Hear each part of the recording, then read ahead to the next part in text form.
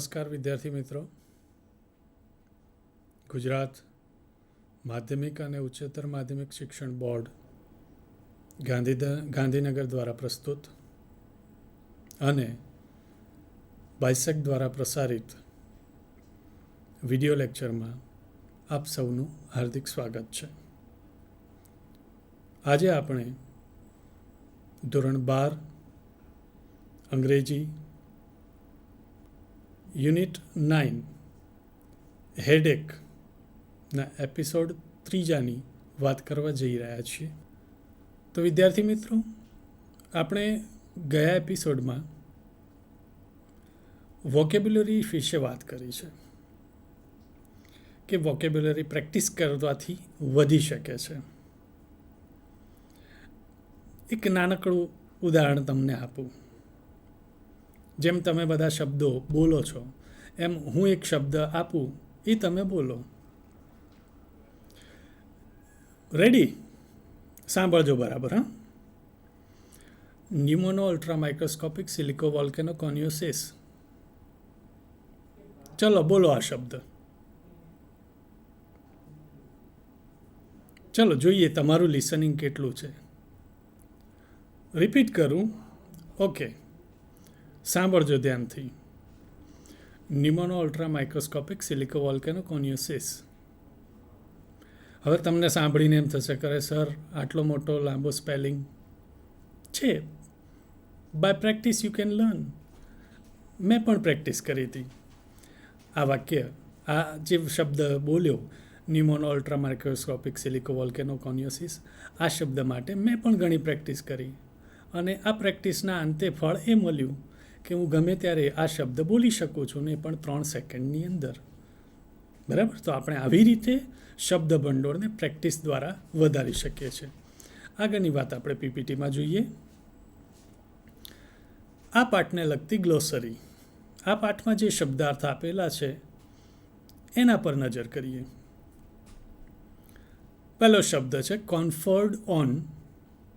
બાજુમાં એના similar synonyms આપેલા છે, ગ્રાન્ટેડ, ગિફ્ટેડ, અને એનો અર્થ થાય છે ભેટ તરીકે આપવું. બીજો શબ્દ છે બિનાઇન, કાઇન્ડ, જેન્ટલ, કૃપા, દયા. પ્રોવિડન્સ, ધ ગોડ, પરમેશ્વર, પરમ કૃપાળુ પરમેશ્વર.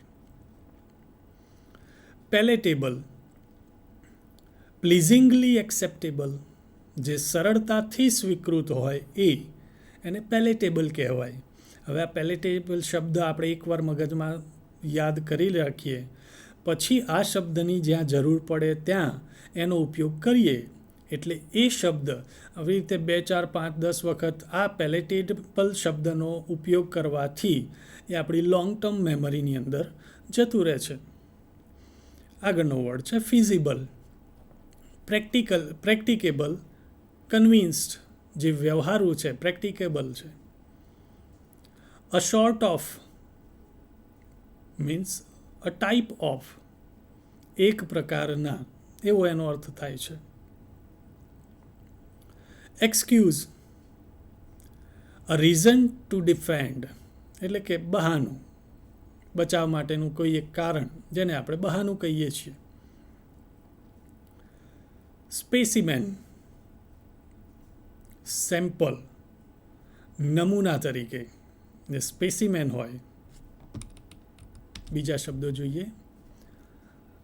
અલાઇક એટલે સિમિલર, ના જેવું. પછીનો શબ્દ છે સ્પ્લિટિંગ, એક્સ્ટ્રીમ, સિવિયર, ખૂબ જ. યાદ કરો પેલો પીટી ટીચરવાળો ઇન્સિડન્ટ કે જ્યારે વિદ્યાર્થીઓ કમ્પ્લેન કરતા હોય કે sir I have a splitting headache, એટલે એ સ્પ્લિટિંગનો અર્થ થાય છે ખૂબ જ, અતિશય. Decreeing, order as a rule, મતલબ આદેશ, હુકમ. To detain, hold up, રોકવું.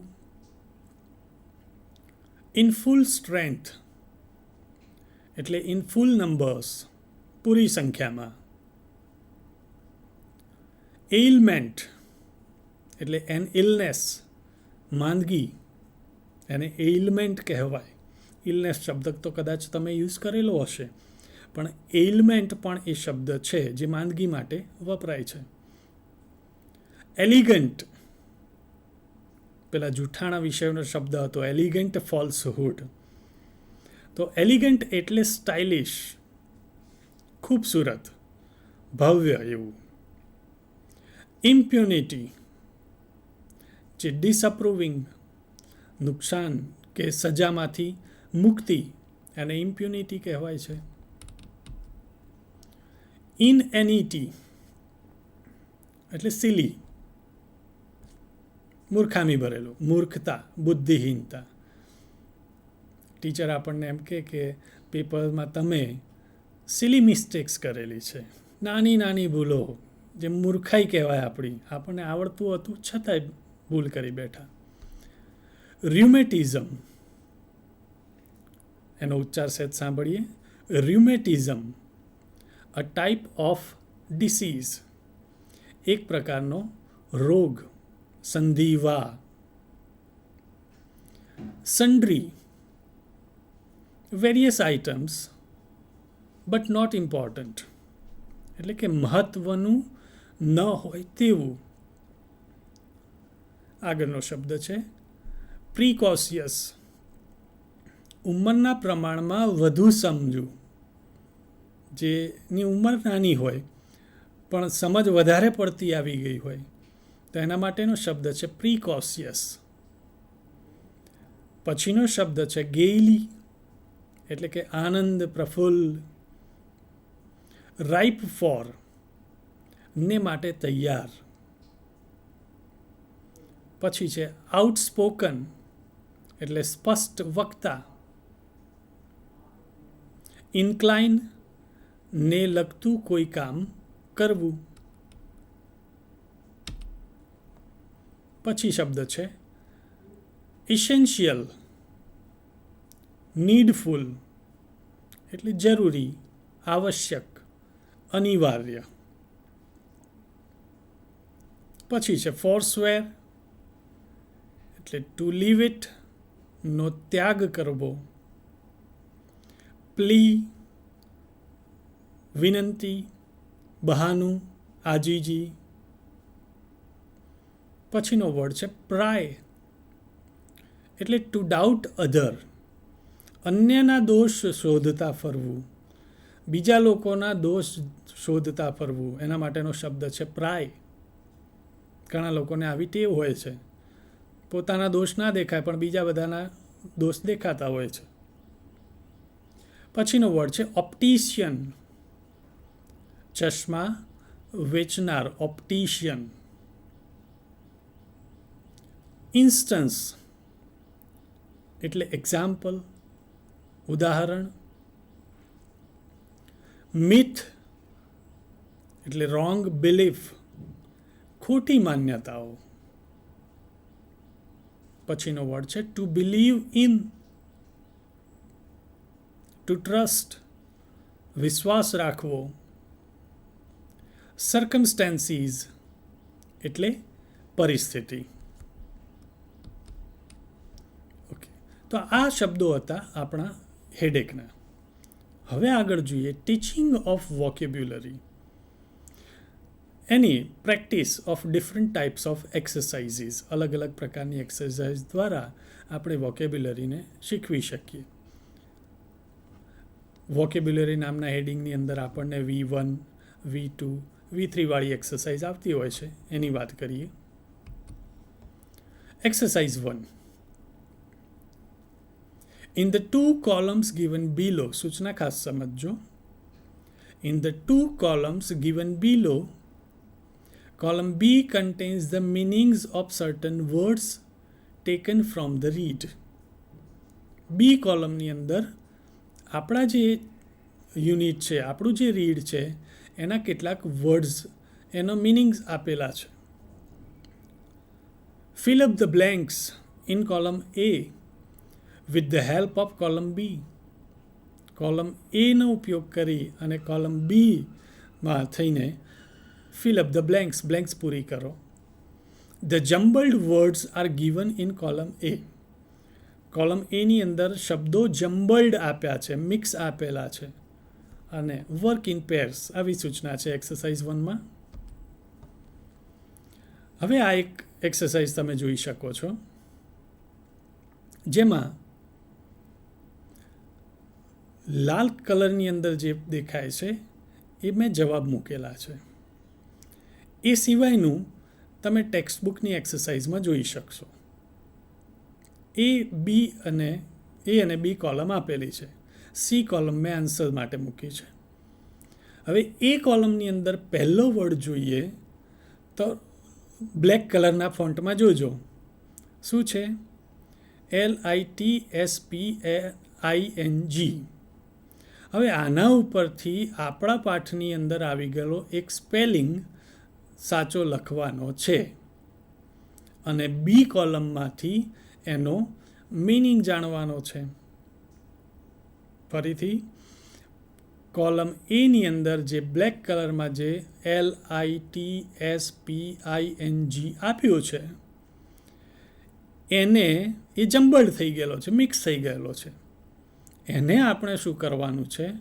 તો આપણા પાઠની અંદર, આપણા રીડની અંદર આવેલો એક સ્પેલિંગ આમાંથી બને છે, અને એનો મિનિંગ બી કોલમની અંદર પણ આડો અવળો છે એ શોધી કાઢવાનો છે.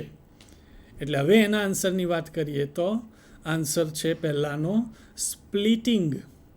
જે સ્પેલિંગ બને છે SPLITTING. બરાબર, ઉપર જે બ્લેક કલરમાં સ્પેલિંગ હતો એમાંથી બની જાય છે. અને સીની અંદર લખ્યો છે આન્સરમાં H. એટલે જો બી કોલમની અંદર નાના કૌંસમાં જે H નીચે જે છેલ્લે લખ્યું છે સિવિયર પેઇન, એટલે સ્પ્લિટિંગનો અર્થ થાય છે સિવિયર પેઇન. સમજાઈ ગયું? બીજો વર્ડ જોઈએ. SWFORAR. હવે આવો સ્પેલિંગ છે. આ બધા લેટર્સમાંથી કોઈ એક સ્પેલિંગ બને છે આપણા રીડનો. તો એ કયો સ્પેલિંગ બને છે? FORSWEAR, ફોરસ્વેર. બરાબર.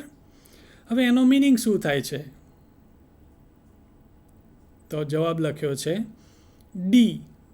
તો બી કોલમની અંદર ડી શું છે? ગીવ અપ, ત્યાગ કરવો, છોડી દેવું. ત્રીજો શબ્દ જુઓ. એમાં બ્લેક બધા લેટર્સ જુઓ એટલે મગજ ફરી જશે થોડું. RAREMBMENTASS. હવે આ શબ્દ જોઈએ એટલે આપણને કંઈ મગજમાં ખબર જ પડે નહીં, પણ સહેજ પ્રયત્ન કરીશું તો આપણને આપણા રીડનો વર્ડ એમ્બરેસમેન્ટ યાદ આવશે, અને જેનો જવાબ બનશે સી, શેમ. નંબર 4, કોલમ એની અંદર REPCOCOUSI આવું કંઈક લેટર્સ છે, અને એમાંથી સ્પેલિંગ બને છે પ્રિકોશિયસ, જેનો આન્સર બનશે બી. એટલે બી કોલમની અંદર કૌંસની અંદર સ્મોલ બીમાં જોઈશું તો બી ઇન્ક્વિઝિટિવ. નંબર 5. હવે ખરેખર તો આ આન્સર મેં ના લખ્યો હોત તો મજા આવે કે વિદ્યાર્થીઓ વિચારતા થઈ જાત કે કયું સ્પેલિંગ હશે. TEDINA. તો એનો સાચો જવાબ છે ડિટેઇન, અને એનો મિનિંગ છે જીની અંદર હોલ્ડ બેક. Number 6, LEGANTE. હવે એનો મિક્સ જમ્બલ્ડ કરેલો વર્ડનો સીધો કરીશું તો આપણા રીડની અંદર વર્ડ આવી ગયો એલિગન્ટ. બરાબર, ELEGANT, એલિગન્ટ. અને એનો મિનિંગ છે ઈની અંદર સોફિસ્ટિકેટેડ. Number 7, DURCE. તો એનો સાચો સ્પેલિંગ છે CRUDE અને મિનિંગ થશે એનો unrefined, crude, unrefined. Number 8, MENTENI. હવે આનો સાચો શબ્દ બનશે એમિનન્ટ, EMINENT, અને એનો સાચો મિનિંગ બનશે બીની અંદરથી પહેલો superior in fame, position and achievement. Okay, આગળ જોઈએ. Exercise 2. Frame sentences using the words given in the group. અહીંયા કેટલાક ગ્રુપમાં શબ્દો આપેલા છે, 4 શબ્દો આપેલા છે. એ શબ્દોનો ઉપયોગ કરી અને આપણે એક સેન્ટેન્સ ફ્રેમ કરવાનું છે. એવું સેન્ટેન્સ બનાવવાનું છે કે જેમાં એ 4 શબ્દોનો ઉપયોગ થઈ જાય.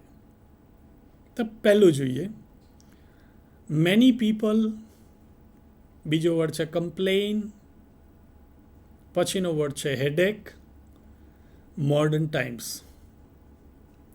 તો આ 4 શબ્દોનો ઉપયોગ કરીને અહીંયા મેં એક જવાબ લખ્યો છે. જરૂરી નથી કે આ જવાબ લખ્યો એ જ, બીજો કોઈ પણ વાક્ય આપણે બનાવી શકીએ છીએ જે સાચું પણ હોઈ શકે છે. પણ અહીંયા એક નમૂના માટે વાક્ય લખ્યું છે, in modern times many people often complain about headache. બરાબર, જુઓ, મેની પીપલ વર્ડ આવી ગયો, કમ્પ્લેન વર્ડ આવી ગયો, હેડેક વર્ડ આવી ગયો અને મોડર્ન ટાઈમ્સ આવી ગયો. બરાબર, તો આવી રીતે આપણે વાક્યો બનાવી શકીએ છીએ શબ્દોની મદદ વડે.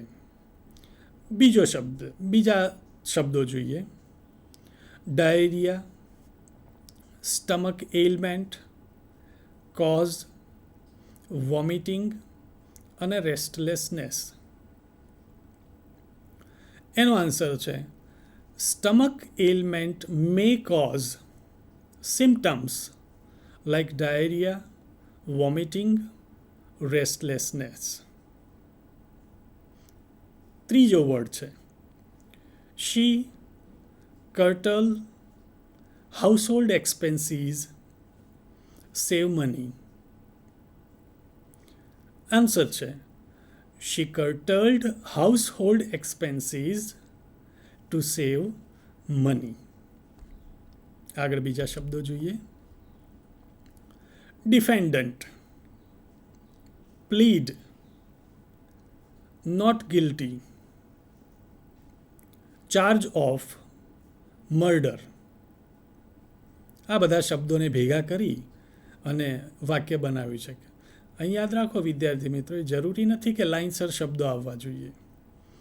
ડિફેન્ડન્ટ પ્લીડેડ that he was not at all guilty of the charge of murder. આગળના શબ્દો છે person, forswear, promises, not believe. આ શબ્દો ભેગા કરી અને આપણે એક વાક્ય બનાવવાનો પ્રયત્ન કરીએ તો the person who forswears his promises cannot be believed ever. આગળનો વર્ડ છે સ્કેન્ડલ, મેજર, એમ્બરેસમેન્ટ અને ફેમિલી. તો આન્સર એનો આપ્યો છે કે his corruption scandal brought a major embarrassment to the family. તો આ એક શબ્દભંડોળ માટેની એક્સરસાઇઝ જ હતી. આગળ જોઈએ. હવે આગળ વાત આવે છે હાઉ ટુ ટેસ્ટ વોકેબ્યુલરી, કે આપણે આપણી જે વોકેબ્યુલરી છે, આપણે જે પાઠમાં ભણ્યા એ વોકેબ્યુલરીનું ટેસ્ટ કેવી રીતે થાય. આપણા બોર્ડના ક્વેશ્ચન પેપરમાં આપણને આ કઈ રીતે પૂછાય. તો સેક્શન બીની અંદર ક્વેશ્ચન 30 to 32 3 માર્ક્સ માટે fill in the blanks with appropriate words from the brackets. બ્રેકેટની અંદરથી શબ્દોનો ઉપયોગ કરી અને ખાલી જગ્યા પૂરવાની છે આપણે. આ રીતે આપણને પરીક્ષામાં પૂછાય છે. અહીં એક ફકરો આપ્યો છે કે જેમાં 3 ખાલી જગ્યાઓ છે. નીચે એક બ્રેકેટ આપેલો છે. એ બ્રેકેટમાં 4 શબ્દો છે. બરાબર? તો આનો જવાબ કેવી રીતે મેળવવો? તો સૌથી પહેલાં આપણને જે ખાલી જગ્યા સાથેનો જે ફકરો હોય એ ફકરો શાંતિથી વાંચી જવો. બ્રેકેટની અંદર જે શબ્દો આપ્યા હોય એ દરેક શબ્દોના અર્થ મગજની અંદર સમજી જવા. ત્યારબાદ ફરીથી એ ફકરો વાંચવો અને એ 4 શબ્દોના અર્થ પ્રમાણે વાક્યમાં ખાલી જગ્યા પૂરતા જવું. ધારો કે પહેલો ફકરો છે કે stomach blank may cause symptoms like diarrhea or vomiting. In the beginning, there may be blank ache. Then after taking medicine, it may blank. હવે અહીંયા નીચે 4 શબ્દો બ્રેકેટમાં આપ્યા છે. એલિમેન્ટ એટલે દુખાવો, ડિટેઇન રોકી રાખવું, ડિક્રીઝ ઘટાડવું અને સ્પ્લિટિંગ ખૂબ જ. તો પાઠના આધારે આપણને ખ્યાલ આવે કે સ્ટમક પછી ખાલી જગ્યામાં આવશે એલિમેન્ટ. એટલે આખું વાક્ય વાંચી જવું. સ્ટમક એલિમેન્ટ મે કોઝ સિમ્ટમ્સ લાઇક ડાયરિયા ઓર વોમિટિંગ. બરાબર? પછી બીજો જવાબ મૂકીને વાક્ય વાંચી જવું કે in the beginning there may be splitting ache. Then after taking medicine, it may, અને પછી then after taking medicine, it may decrease.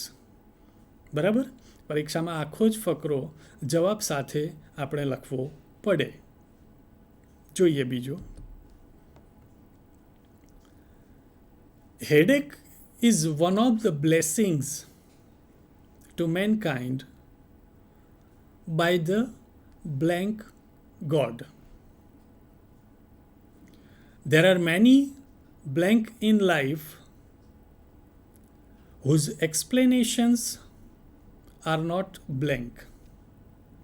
હવે બ્રેકેટની અંદર શબ્દો આપ્યા છે ફિઝિબલ, બિનાઇન, કોન્ફર અને એમ્બ્રેસમેન્ટ્સ. અને જવાબ શું છે? તો એક એક વાક્ય જવાબ સાથે જોઈએ.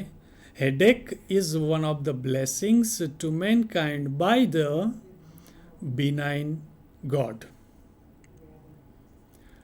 There are many embarrassments in life whose explanations are not feasible. આગળ જોઈએ. ત્રીજું, God helps us to remove blank. We should not believe in blank.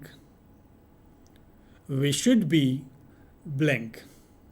અહીં બ્રેકેટમાં 4 ઓપ્શન આપ્યા છે. ઓપ્ટિમિસ્ટિક, ઇનએનિટી, મિથ અને ફોરસ્વેર. છેક નીચે લાલ કલરની અંદર આન્સર મૂક્યા છે. થર્ડનો આન્સર જોઈએ એક એક વાક્ય સાથે. God helps us to remove inanity. We should not believe in myth. We should be optimistic. બરાબર? ચોથો ફકરો જોઈએ. Pakistani army was blank the action of Indian Air Force. They were blank the Indian airstrike. It was a blank action taken by India that was never done in the past. હવે બ્રેકેટની અંદર words કયા છે? Afflicted with, in full strength, sort of અને shocked by. ચોથાનો answer છે કે નીચે લાલ કલરની અંદર મૂકેલો છે એ જવાબ આપણે વાક્યો સાથે જોઈએ. Pakistani army was afflicted with the action of Indian Air Force. They were shocked by the Indian airstrike. It was a sort of action taken by India that was never done in the past. આગળ બીજા બે paragraph જોઈએ. I think students of metro cities are blank.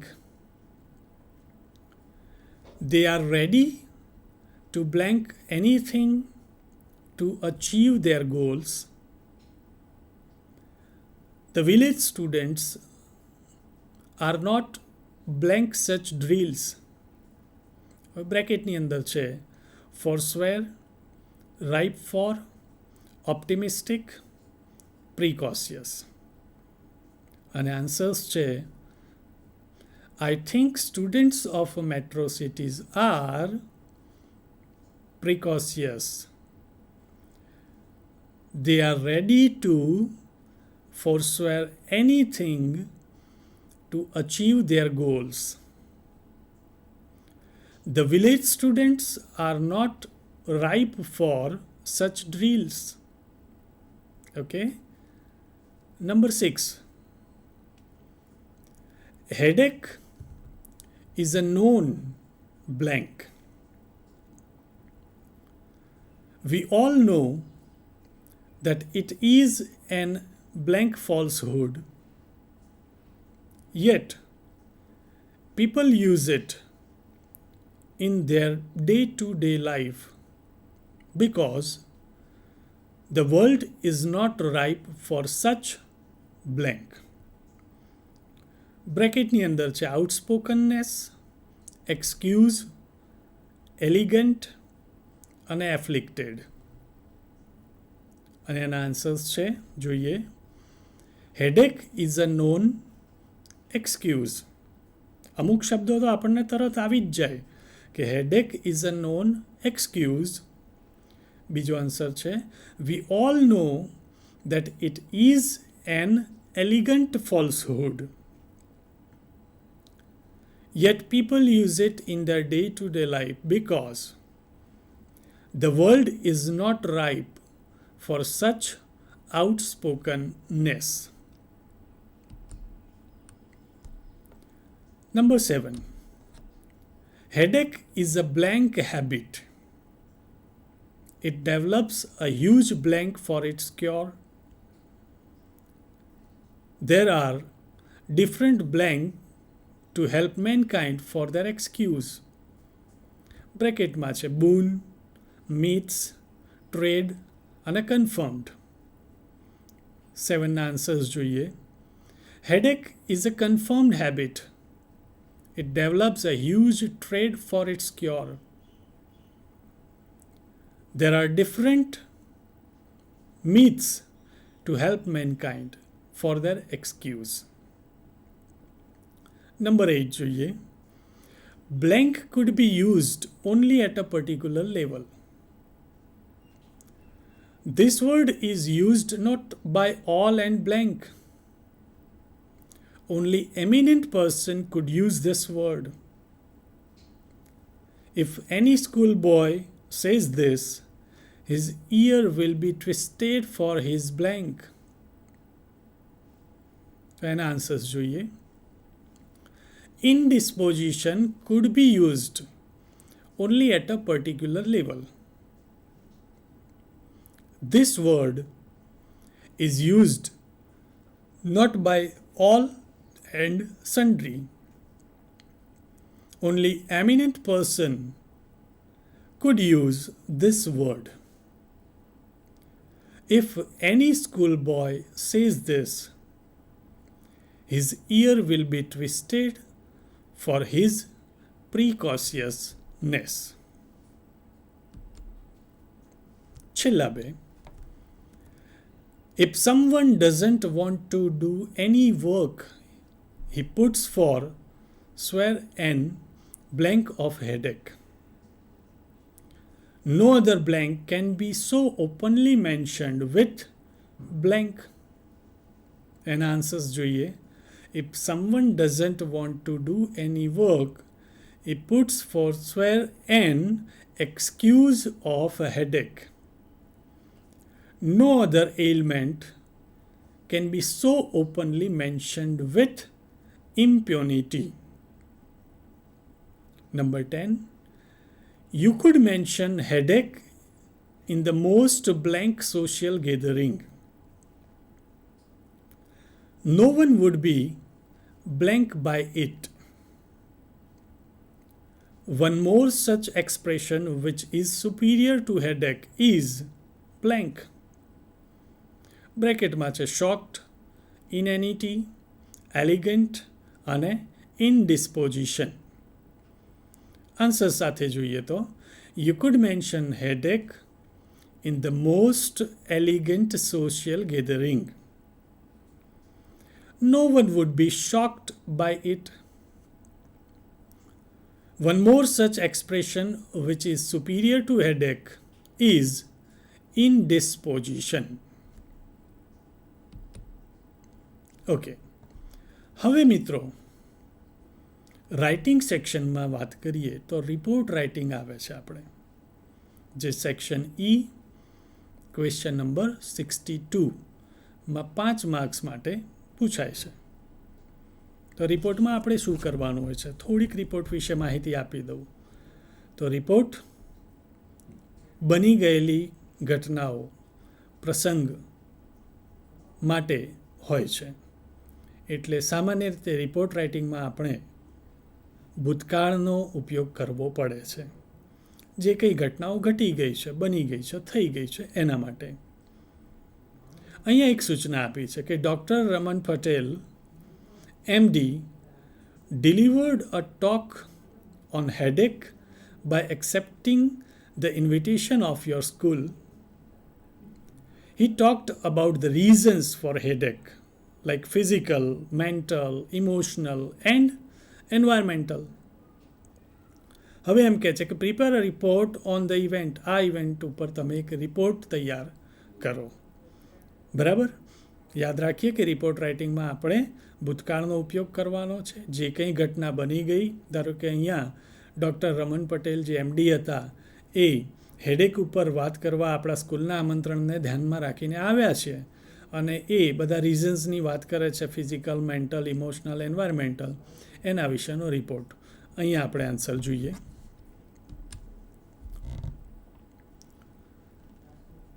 Last Saturday,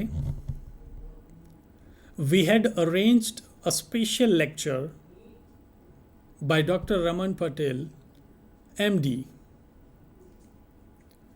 He had a very simple topic, the reasons of a headache. He said simple truth about the reasons of headache and simple solution. જો એટલા માટે એમના દ્વારા શું કહેવાય કે very simple topic, the reasons of headache. It can be due to physical, mental, emotional or environmental disturbance. Simply, heavy food at night can also cause it.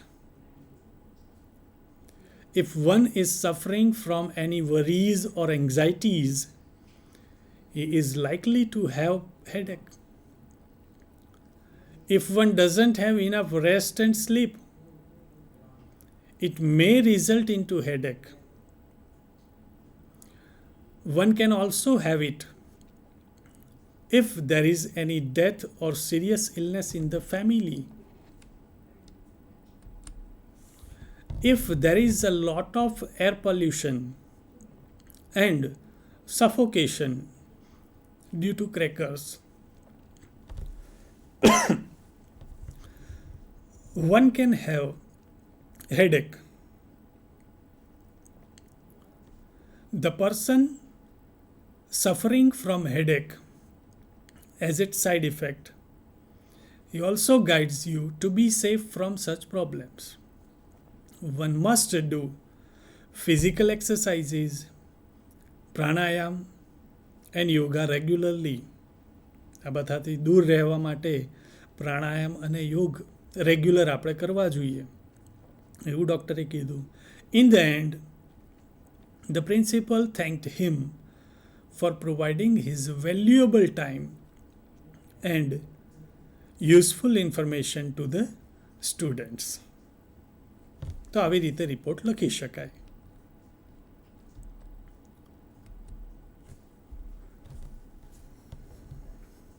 તો મિત્રો,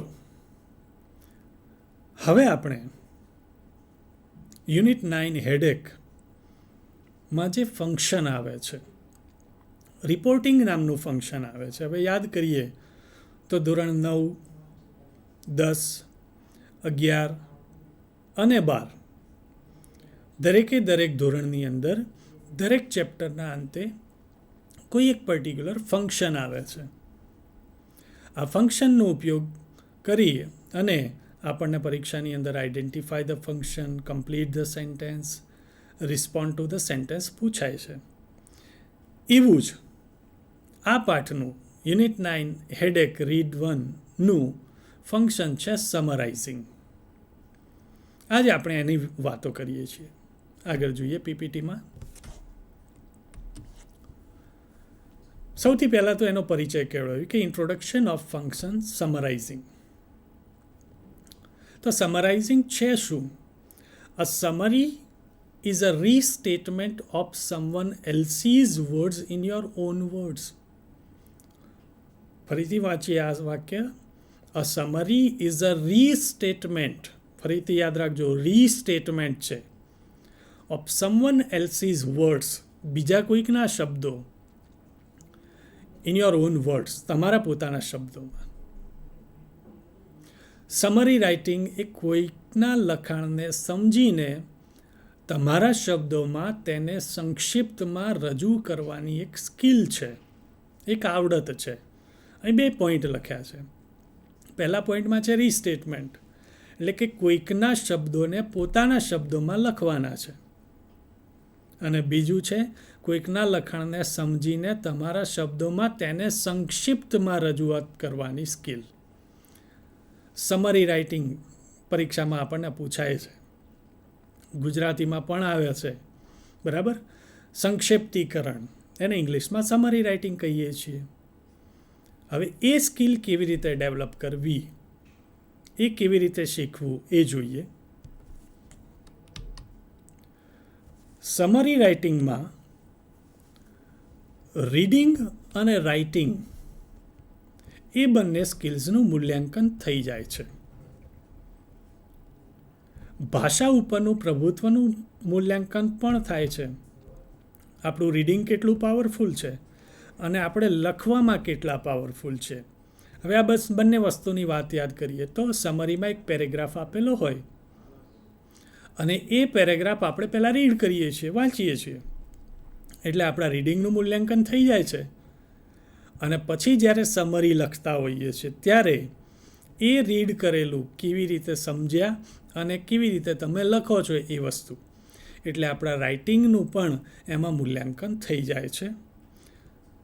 વિદ્યાર્થીઓમાં સંક્ષિપ્તમાં લખવાની સ્કિલનો વિકાસ થાય તે હેતુથી, તે ઉદ્દેશ્યથી આ પ્રશ્ન આ પ્રકરણમાં સમાવેશ કરવામાં આવ્યો છે. આપણી અંદર સંક્ષિપ્તમાં, ટૂંકાણમાં લખવાની સ્કિલ ડેવલપ થાય, એ મુખ્ય હેતુ છે સમરાઇઝિંગનો. જરૂરી એવું નથી કે પરીક્ષામાં પૂછાય છે સમરી રાઇટિંગ અને સમરી લખી દે, દેટ્સ ઓલ, એવું નથી. પણ વિદ્યાર્થીઓ આમાં સંક્ષિપ્તમાં લખવાની સ્કિલ ડેવલપ કરે. કંઈ પણ લાંબુ લખાણ હોય તો એને વાંચી સમજી અને એને ટૂંકમાં રજૂ કરે, એ આ ફંક્શનનો ઉદ્દેશ છે. હવે જોઈએ કે વોટ ઇઝ સમરાઇઝિંગ.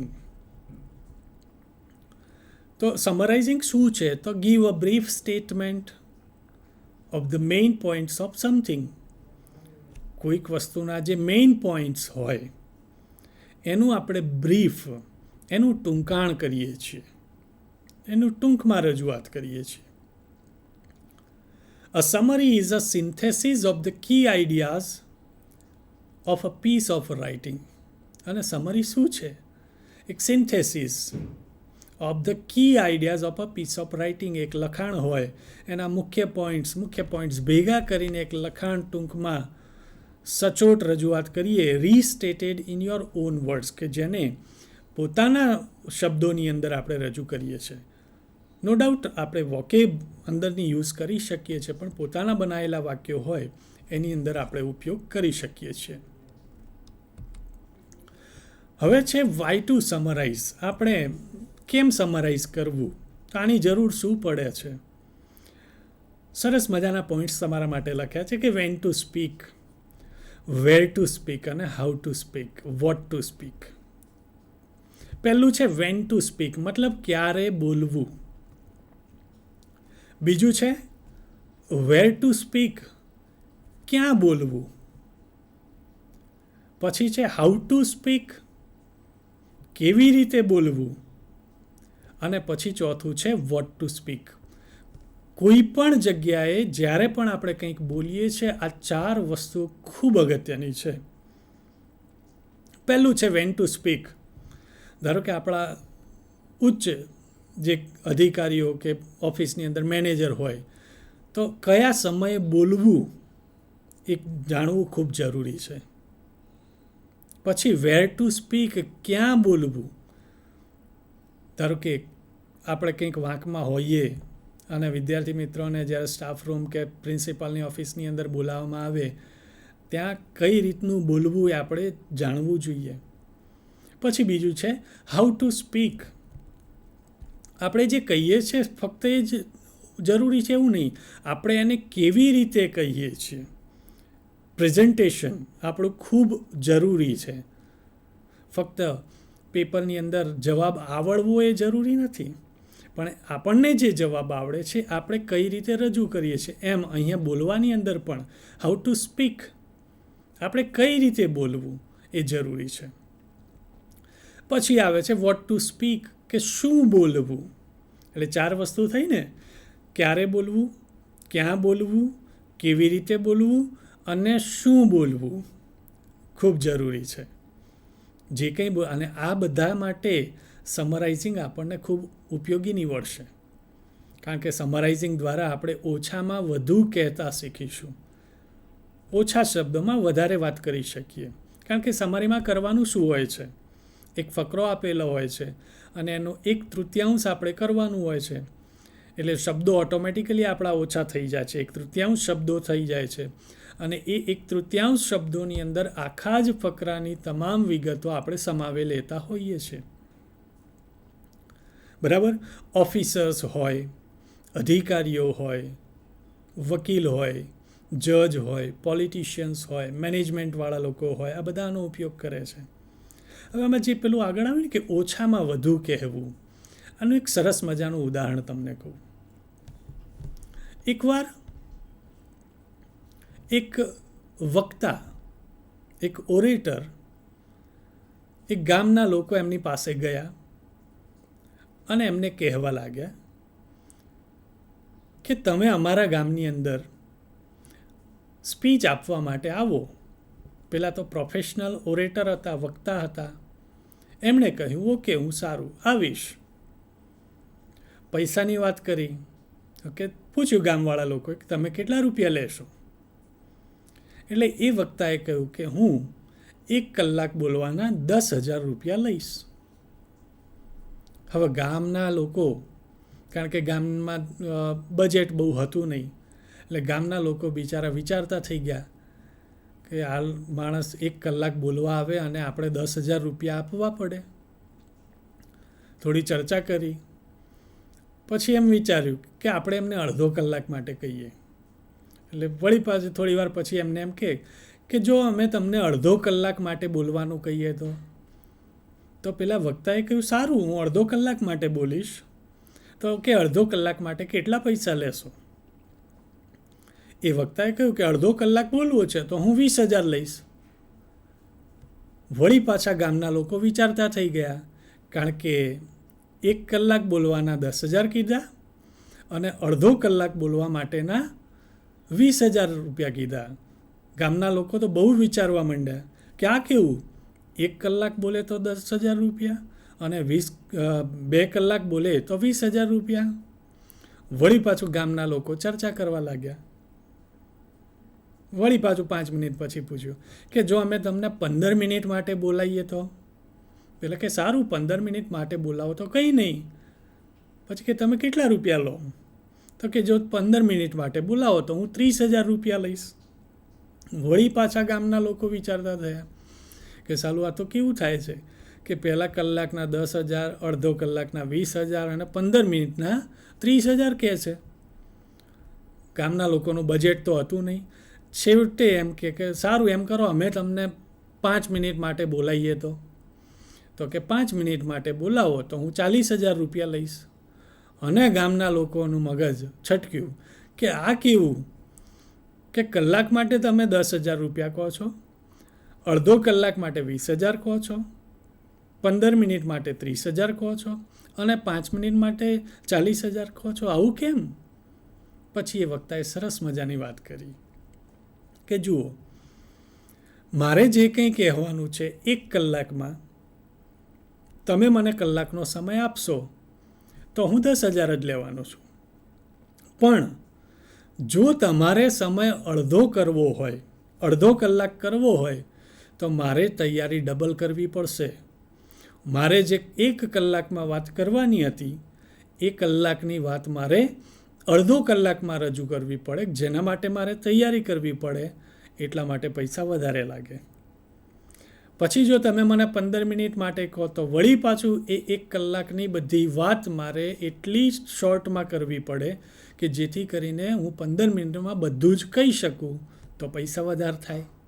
અને છેલ્લી 5 મિનિટમાં કહો તો પૈસા એનાથી પણ વધારે થાય, કારણ કે એ 5 મિનિટમાં મારે એવા શબ્દોનો ઉપયોગ કરવો પડે કે જે શબ્દો દ્વારા હું 5 જ મિનિટમાં 1 કલાકમાં મારે જે વાત કહેવાની હોય એ કહી શકું. બરાબર? આગળ જોઈએ, પીપીટીમાં જોઈએ. એટલે અધિકારીઓ હોય, ઓફિસર્સ, વકીલ, જજ, પોલિટિશિયન્સ, મેનેજમેન્ટવાળા લોકો, આ બધા ઓછા શબ્દોની અંદર વધુ કહેતા હોય છે, જે વારે ઘડી બહુ બોલ ના કરતા હોય, ઓછું બોલતા હોય. હવે હાઉ ટુ સમરાઇઝ. આ સમરાઇઝ કેવી રીતે કરવું મિત્રો? તો વિદ્યાર્થી મિત્રો, અહીં સમરાઇઝિંગ માટે આપણે નીચેના 7 મુદ્દાઓને ધ્યાનમાં રાખીશું. કેટલાક મુદ્દાઓ આપેલા છે, જોઈએ. પહેલું છે divide and conquer. First of, skim the text you are going to summarize and divide it into sections. Focus on any headings and subheadings. Also, look at any bold-faced terms and make sure you understand them before you read. એટલે જે કંઈ points આપ્યા છે એને તમે આખા વાંચી જાઓ, નાના સેક્શન્સમાં એને ડિવાઈડ કરો, એના થોડા પોઈન્ટ્સ બનાવો, થોડાક બોલ્ડ લેટર્સ લખો અને સમજો, ફરીથી વાંચો. બીજો પોઈન્ટ છે read. Now that you have prepared, go ahead and read the selection. આપણે જે કંઈ પોઈન્ટ્સ પાડ્યા, હવે આગળ એને read the selection. Read straight through. At this point, you don't need to stop to look up anything that gives you trouble. Just get a feel for the author's tone, style and main idea. ખૂબ જરૂરી છે કે એકવાર તમે point બનાવી દીધા, selection કરી દીધું, પછી read straight through. At this point, you don't need to stop to look up anything that gives you trouble. કારણ કે લેખકે જે ટોન યુઝ કર્યો હોય, લેખકે જે સ્ટાઇલ યુઝ કરી હોય અને લેખકનો જે મેઇન આઈડિયા, જે મુખ્ય વિચાર હોય એ એની અંદર આવી જવું જોઈએ. એ આપણે બીજા પોઈન્ટની અંદર યાદ રાખીએ. ત્રીજા પોઈન્ટમાં રીરીડ. તો એમાં કહેવામાં આવે છે કે rereading should be active reading. Underline topic sentences and key facts. Label areas that you want to refer to as you write your summary. Also, label areas that should be avoided because the details, though they may be interesting, are too specific. Identify areas that you do not understand and try to clarify those points. એટલે કે મુખ્ય points underline કરો, active reading રાખો અને identify areas that you do not understand and try to clarify those points. કોઈક એવા point જે મહત્ત્વના હોય, જે આપણને ના સમજાવે, ફરીવાર સમજી અને એમાં ક્લિયર થઈ જાઓ, જેથી કરીને આપણે સમરાઇઝ સારી રીતે કરી શકીએ. ચોથો પોઈન્ટ છે one sentence at a time. You should now have a firm grasp on the text you will be summarizing. In steps 1 to 3, you divided the piece into sections and located the author's main ideas and points. કારણ કે આગળના point 1, 2, 3ની અંદર તમે શું કર્યું? You divided the piece into sections. અલગ અલગ સેક્શનની અંદર આખો ટોપિક ડિવાઈડ કરી દીધો છે. And located the author's main ideas and points. અને જે ઓથર, જે લેખક હોય, એનો જે મુખ્ય વિચાર અથવા તો એના જે મુખ્ય પોઈન્ટ્સ હોય એને આપણે લોકેટ કરીએ. Now write down the main idea of each section in one developed sentence.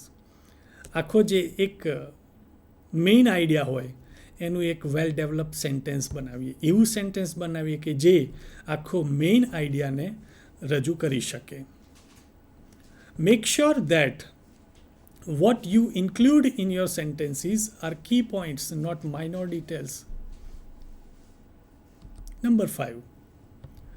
Write a thesis statement. This is the key to any well-written summary. Review the sentences you wrote in step 4. From them, you should be able to create a thesis statement that clearly communicates what the entire text was trying to achieve.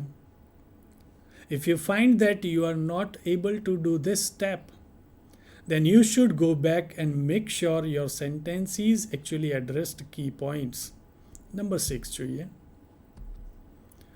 Ready to write. At this point, your first draft is virtually done. You can use the thesis statement as the introductory sentence of your summary, and your other sentences can make up the body. Make sure that they are in order.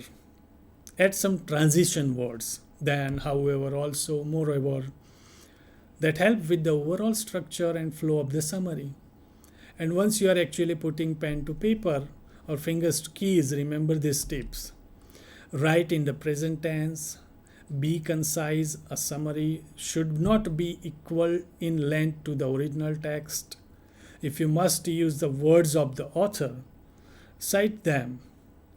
Don't put your own opinions, ideas, or interpretations into summary. The purpose of writing a summary is to accurately represent what the author wanted to say, not to provide a critique. And last, check for accuracy.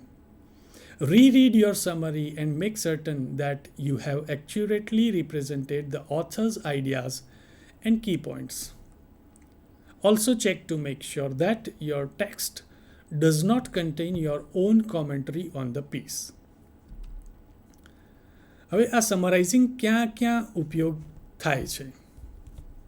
તો એનું જોઈએ તો કોઈક સૂચનની અંદર એનો ઉપયોગ થાય, કોઈક સિદ્ધાંતની અંદર એનો ઉપયોગ થાય, કોઈક નિયમ, સરકારનો જે પરિપત્ર હોય એ ટૂંકની અંદર ઓછા શબ્દોમાં ઘણું બધું કહી જતો હોય, કોઈ શ્લોક, કોઈ અધિકારીઓના નિવેદનમાં પણ આ સમરાઇઝિંગ ફંક્શનનો ઉપયોગ થાય છે. પરીક્ષાની અંદર સેક્શન સીમાં ક્વેશ્ચન નંબર 38 5 માર્ક્સ માટે આપણને સમરાઇઝિંગ પૂછાતું હોય છે. Read the following passage and write its summary. Suggest a suitable title two. આ રીતનો આપણને એક પેરેગ્રાફ આપેલો હોય છે અને આના આધારે આપણે એક સમરી બનાવવાની હોય છે અને ભૂલતા નહીં એક ટાઇટલ 1 માર્ક માટેનું પૂછાય છે એ પણ લખવું જરૂરી છે. અહીંયા એક પેરેગ્રાફ છે કે suppose Ang Dorji was going to climb without oxygen but because of this his feet would get very cold. He thus wanted to avoid long exposure at heights and a night at the summit camp. He had therefore to either get to the peak and back to the south call the same day or abandon the attempt. અને આ એક paragraph છે. હવે આનો જવાબ કેવી રીતે લખવો એની હું તમને સહેજ વાત કરી દઉં. આ છે summary. If Eng Dorji climbed without oxygen, his feet would get cold. He wanted to avoid long exposure at heights and a night stay at the summit camp. Returning the south call would be strenuous and hard, but the narrator's confidence in Eng Dorji and in her stamina and her climbing capability made her expedition successful. And એનું title છે Determination. Strong willpower is a sure way to succeed. તો મિત્રો આપણે આ સમરાઇઝિંગ ફંક્શનને આ રીતે પરીક્ષામાં પૂછાય છે. એક ફકરો આપેલો હોય, ફકરામાંથી આપણે સમરી લખવાની હોય છે અને 1 માર્કનો ટાઇટલ હોય છે. તો વિદ્યાર્થીઓ, આશા રાખું છું કે આ પાઠનું જે ફંક્શન સમરાઇઝિંગ હતું એના વિશે આપણને ડિટેલમાં માહિતી મળી હશે. પરીક્ષામાં આપણને કઈ રીતે પૂછાય છે, એનો ક્યાં ઉપયોગ થાય છે એ આપણને ખ્યાલ આવ્યો હશે. આ સાથે જ આપણે યુનિટ 9 રીડ 1 હેડેક આખો જ યુનિટ 9 છે એ અહીંયા પૂર્ણ કરીએ છીએ. નમસ્કાર, આભાર.